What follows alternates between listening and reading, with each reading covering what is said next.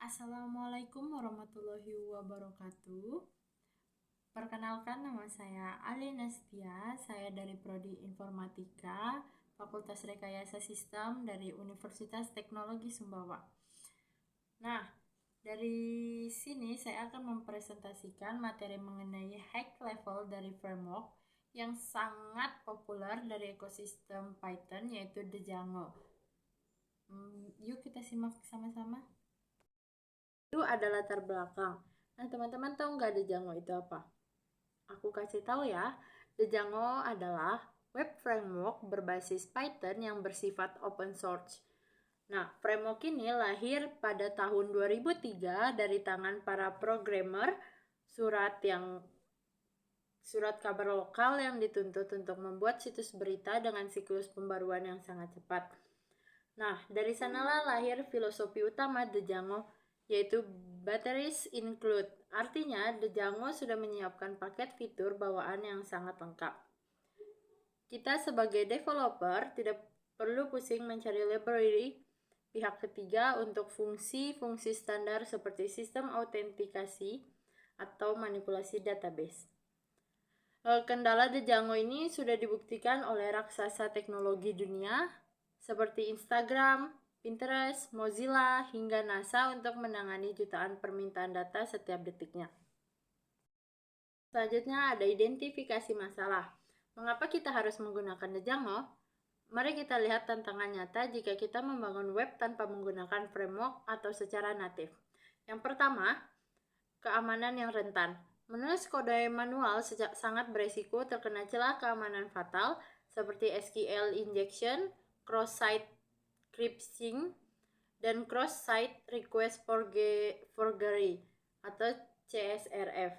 Yang kedua, ada duplikat kode. Kita akan sering membuang waktu untuk menulis ulang fungsi dasar yang sama di setiap proyek baru seperti fitur login, manajemen, sesi, atau panel admin. Yang ketiga, ada kompleksitas query. Semakin besar aplikasi, pengelolaan query SQL mentah secara manual akan menjadi semakin rumit dan rawan kesalahan manusia. Human error.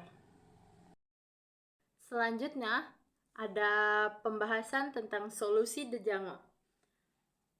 Sebagai solusi dari masalah-masalah tadi, Django menawarkan fitur-fitur mutakhir yang menjadi pilar kekuatannya. Teman-teman tahu nggak? Oke, aku akan kasih tahu ya. Yang pertama itu ada built-in security. Django secara otomatis langsung menangkal serangan cyber berbahaya seperti SQL injection dan CSRF sejak awal. Yang kedua, automatic admin interface. Hanya dengan beberapa baris kode konfigurasi Django langsung mengendarasikan panel admin yang siap pakai dan fungsional. Yang ketiga, yang paling menarik bagi kita di informatika adalah Object Relational Mapping dan ORM. Fitur ORM ini memungkinkan kita berinteraksi dengan database menggunakan sintak Python murni. Jadi, kita tidak perlu menulis perintah SQL mentah-mentah secara manual. Cukup gunakan kode Python dan Django yang akan menerjemahkan ke dalam bahasa database. Selanjutnya ada arsitektur MVT atau Model View Template. Bagaimana cara kerja komponen-komponen di dalam Django?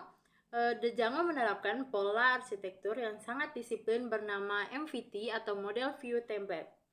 Yang pertama, model bertugas sebagai representasi data dan struktur database kita di dalam kode Python. Yang kedua, ada template adalah komponen front end-nya, mengatur bagaimana antarmuka atau visualisasi web ditampilkan pada pengguna. Yang ketiga, sedangkan view bertindak sebagai otak atau jembatan logika yang menghubungkan model dan template. View menerima permintaan atau request dari pengguna, mengambil data yang sesuai dari model, lalu merendamnya ke dalam template untuk dikembalikan kepada pengguna. Teman-teman lebih terbayang, mari kita perhatikan alur perjalanan data atau request responses dari Django. Ketika seorang pengguna mengakses URL tertentu di browser, permintaan tersebut pertama kali akan dicocokkan oleh komponen URL Routing, setelahnya jalurnya ditemukan, permintaan diteruskan ke view. Di sini, view akan berkomunikasi dengan model untuk mengambil atau memproses data dari database. Setelah data didapatkan, view akan menggabungkan data tersebut dengan komponen visual dari template seperti HTML atau CSS. Hasil akhir yang sudah rapi itulah yang dikirimkan kembali ke browser pengguna sebagai response. Salah satu fitur manajemen database terbaik di Django adalah sistem migrasinya yang sangat aman. Siklusnya terbagi menjadi 3 langkah mudah. Yang pertama, kita mudah mendefinisikan struktur tabel atau melakukan perubahan data langsung di dalam berkas kode. Yang kedua, kita menjalankan perintah make migration di terminal untuk membuat cetak biru atau blueprint abstrak dari perubahan tersebut. Yang ketiga, kita mengeksekusi perintah migrate untuk menerapkan perubahan nyata tersebut secara otomatis ke dalam tabel database. Proses ini sangat meminimalkan resiko karena struktur data saat pengembangan aplikasi. Kesimpulan dari presentasi saya, Django merupakan framework pengembangan web tingkat tinggi berbasis Python kelas industri yang paling unggul saat ini. Melalui disiplin arsitektur, MVT, dan filosofi batteries include, Django berhasil mengeliminasi kendala repetitif dalam rekayasa perangkat lunak, mulai dari celah keamanan, ketidakrapian kode, hingga kompleksitas manajemen database.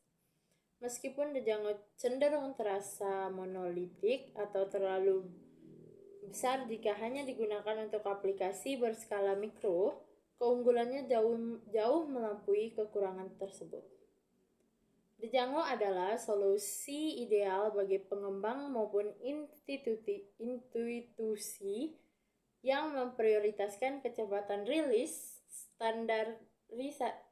standarisasi struktur kode, keamanan tingkat tinggi, serta skalabilitas aplikasi di masa depan. Presentasi dari saya, Alena Setia. Sampai jumpa di video-video saya selanjutnya. Bye-bye.